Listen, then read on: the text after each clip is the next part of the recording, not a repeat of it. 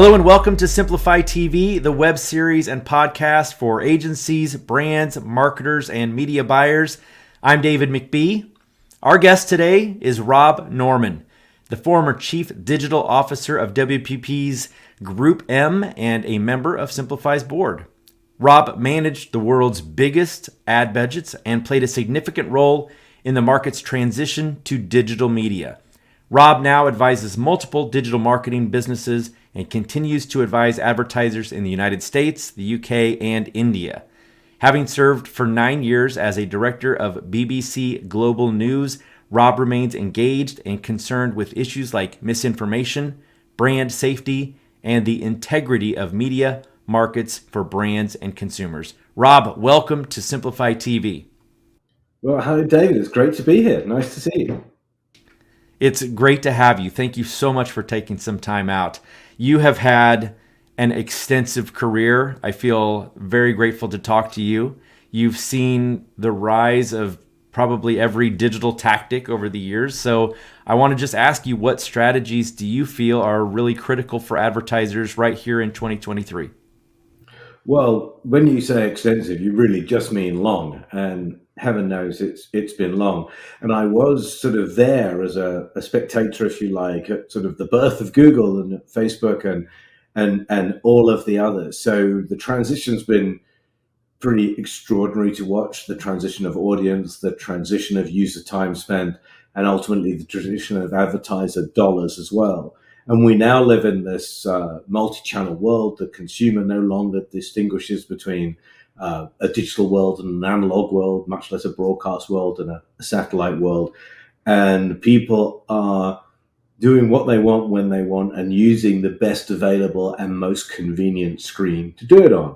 And so everything from communication to content to entertainment to shopping to services is taking place in multiple devices. And I believe that the big puzzle advertisers are constantly trying to solve is, how does that digital consumer journey look now, recognizing that it looks different for different people in different places and for different categories. And so our job, if you like, as practitioners in advertising is to make sure that we connect brands and services to consumers at the time that they've got the greatest chance of being influenced, either to remember something, think more favorably of it, or to act on it. That's the job. And what strategies do you feel do the best job of that right now? Well, the most powerful medium in advertising that's moved hearts and minds is television. Television has evolved as much as any other media. It was slow to the evolution, but has now moved incredibly quickly. We've reached the tipping point where OTT or CTV viewing in terms of time spent is greater than linear viewing in time spent, which was hard to imagine 10 years ago. We've seen some very recent acceleration, and we never thought 10 years ago about the idea of HBO with ads. We never thought 5 years ago about the idea of Netflix with ads. And we didn't think 1 year ago or even 1 month ago about the idea of Amazon Prime Video with ads. So what we're seeing is a new on-demand, multi-platform video viewing experience of the highest possible quality on the best quality devices, which enables advertisers to use their weapon of choice, the most powerful media for changing hearts and minds, in a way that maybe we couldn't have understood digitally a few years ago. So that's the big thing.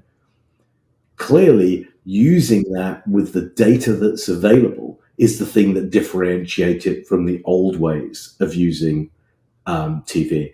And so TV, which was, in the words of one Google executive, broadly speaking, a faith-based medium, has become increasingly a fact-based medium.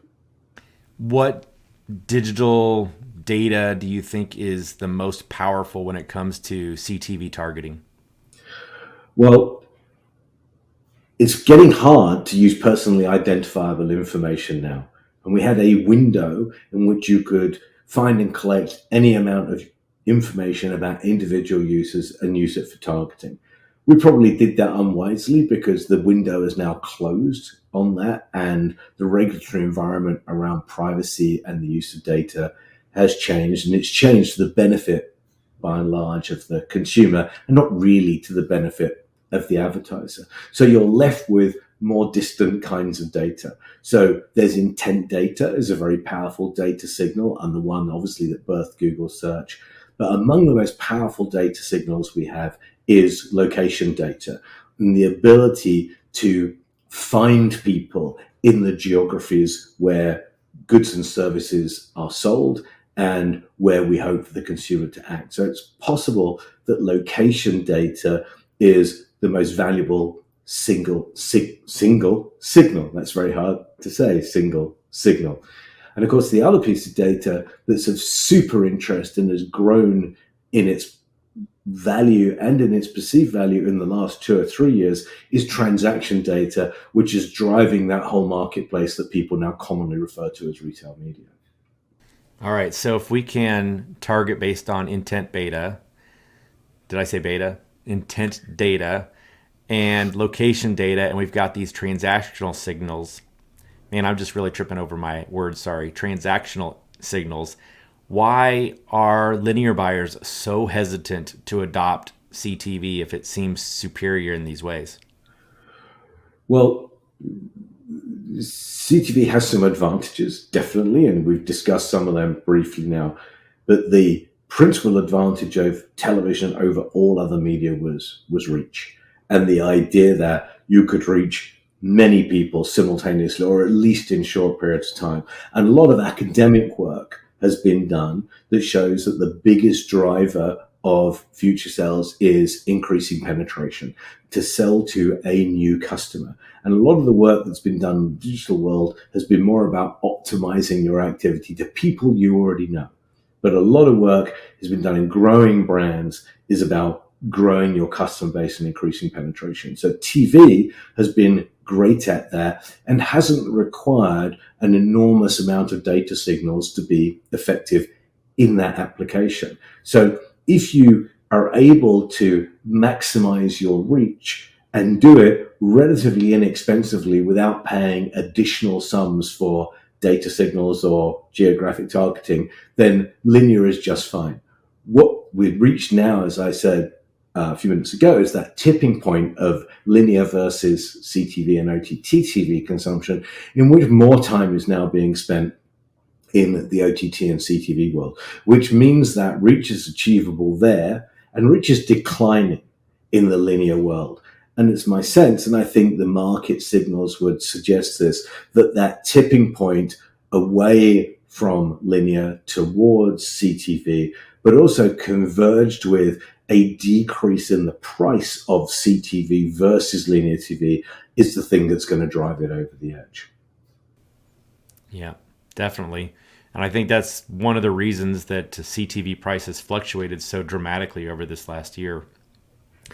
Rob, as someone who is deeply involved in media strategies, what advice would you offer to other agencies and brands who are aiming to optimize their campaigns and engage with a diverse target audience in a meaningful way? Well, I've only ever found one thing that all advertisers agree on.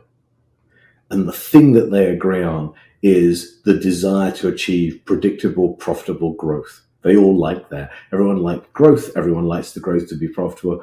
And marketers like and need it to be predictable because of all the people in the big decision-making table in a company. It's often their thing and their cost center, the application of money to which is harder to predict than some of the other people.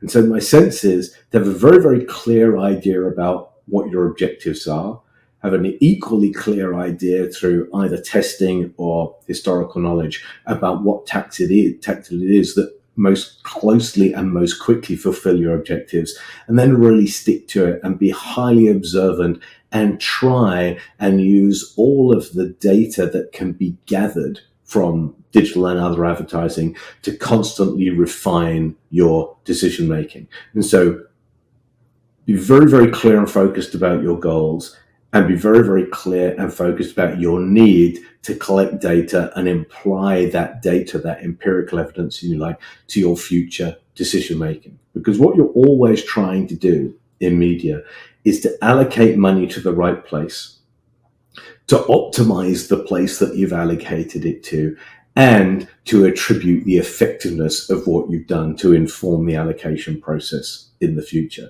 So the road to predictable, profitable growth is smart allocation, vigorous optimization, and very diligent attribution. Great advice. All right, one quick question, kind of out of the blue. In your extensive/long career, did you have a favorite campaign that you worked on? And if so, what made it your favorite? Well, favorite campaigns are often not the most important campaigns in the world. I used to like working on movie releases. It was always fun.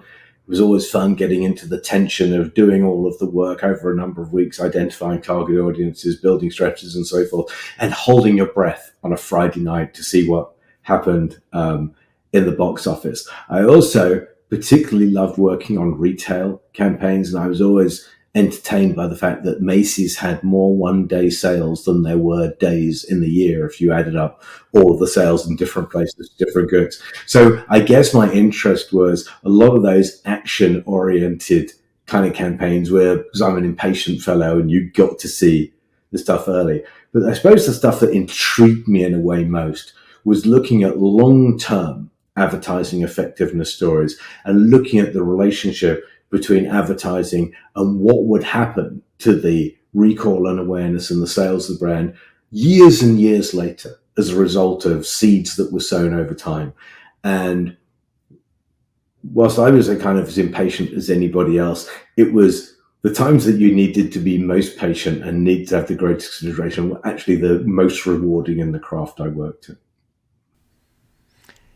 This is going to be out of the blue, but when I was 16 years old, I used to plant trees. That was my teenager job. And to this day, once in a while, I'll drive by one of those trees and say, "Hey, I planted that," and it's enormous. Are there campaigns that you look at now and you're like, "I got them started. I'm the reason they're the big deal that they are"?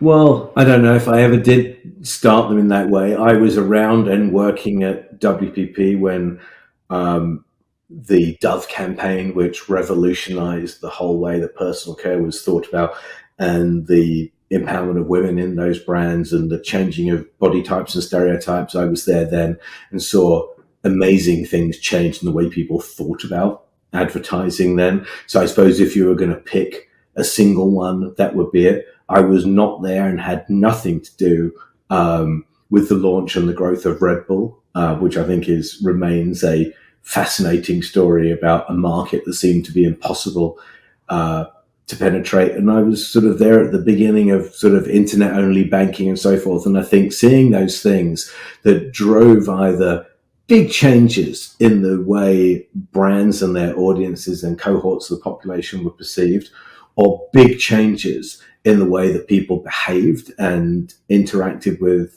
goods and services, I guess is the most fascinating. I love hearing those stories. All right, cool. Well, before I let you go, I like to ask all my guests real quick, is there a favorite podcast or a book that you feel was instrumental in your success? Well, there were no podcasts when I started. The wisdom that I always remember is that of Jeremy Bullmore. Jeremy Bullmore was for a generation the creative director of J. Walter Thompson and later its chairman and a member of the board of WPP. He passed away this year. He was 93 years old. And Jeremy, in terms of the understanding of brands and understanding of the dynamics of agency and client relationships, was unsurpassable. And to him, I attribute the favorite quote in advertising, which he was once asked by a conference attendee how many people worked at J. Walter Thompson. And Jeremy thought about it for a second and answered, about half. And I'll always remember that his master of the one-liner and the irony was beyond anything I aspire to. That's great. Well, thank you so much. What is the best way for viewers to learn more about you? Well, they can follow me on Twitter at Rob Norman. if they wish, or on X, I should say. I'm on LinkedIn, of course.